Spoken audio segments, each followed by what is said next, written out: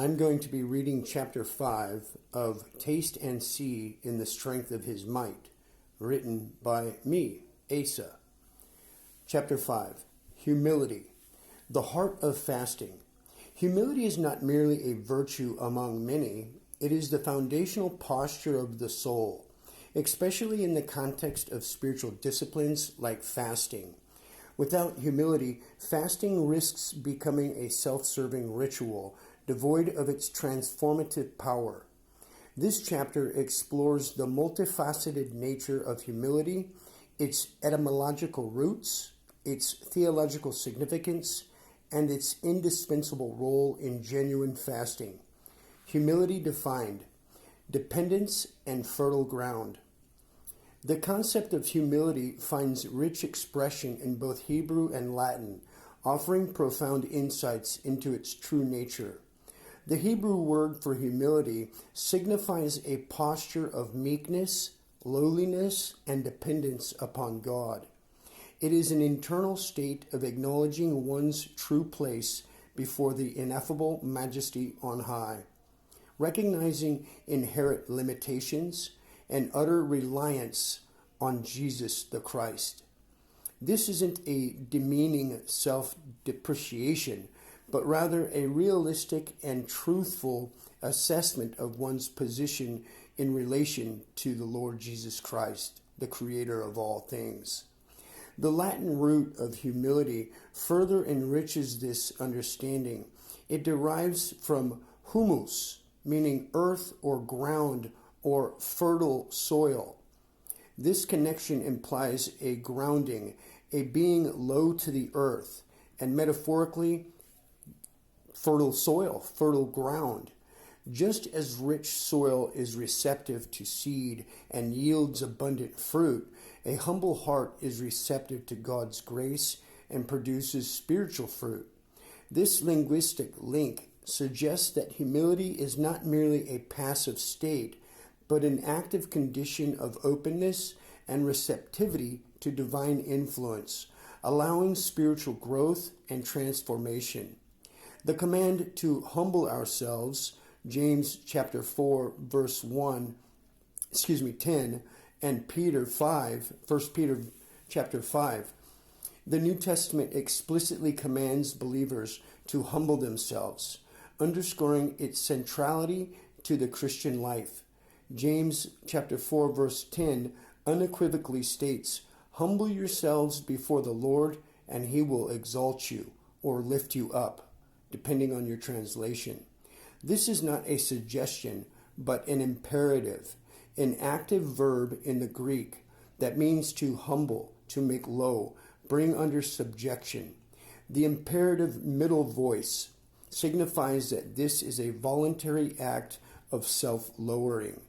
It is a deliberate choice to abase oneself before God, to bring one's desires and will into alignment with Jesus. This concept of making oneself low directly parallels the Hebrew understanding of fasting. The Septuagint, the Greek translation of the Old Testament, frequently uses tampaino to translate the Hebrew word ana, which means to afflict or to humble oneself, often in the context of fasting. For instance, Leviticus 16, verse 29 and verse 31, in references to the Day of Atonement, commands, "You shall afflict yourself, and do no work, and you shall afflict yourself." This affliction of the soul was directly tied to atonement, signifying a self-emptying that prepared the soul for reconciliation with God. Similarly, Psalms 35 verse 13 states, "I afflicted my soul with fasting." And Ezra 8:21 further confirms this connection. "I proclaimed a fast there that we might humble ourselves before our God." Thus, for the original audience, humbling oneself in James 4:10 and 2 Peter would naturally include the practice of fasting. 1 Peter 5 verse 6 reiterates this command.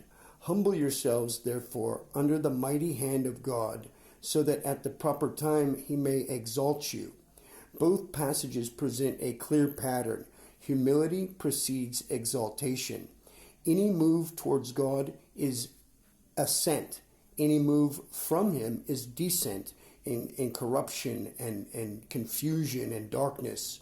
Any move towards him is ascent, exaltation, being lifted up into a more intimate personal relationship with himself. This divine principle is consistently upheld throughout Holy Writ. God lifts up the humble.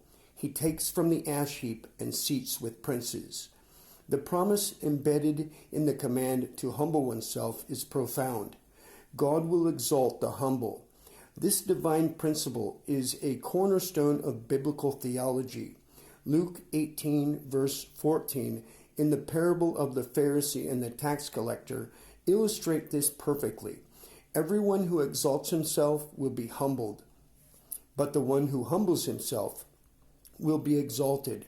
The tax collector's humble prayer, God, be merciful to me, a sinner, is the model for a heart posture that God honors. This exaltation is not necessarily in the eyes of the world, which often values pride and self-assertion.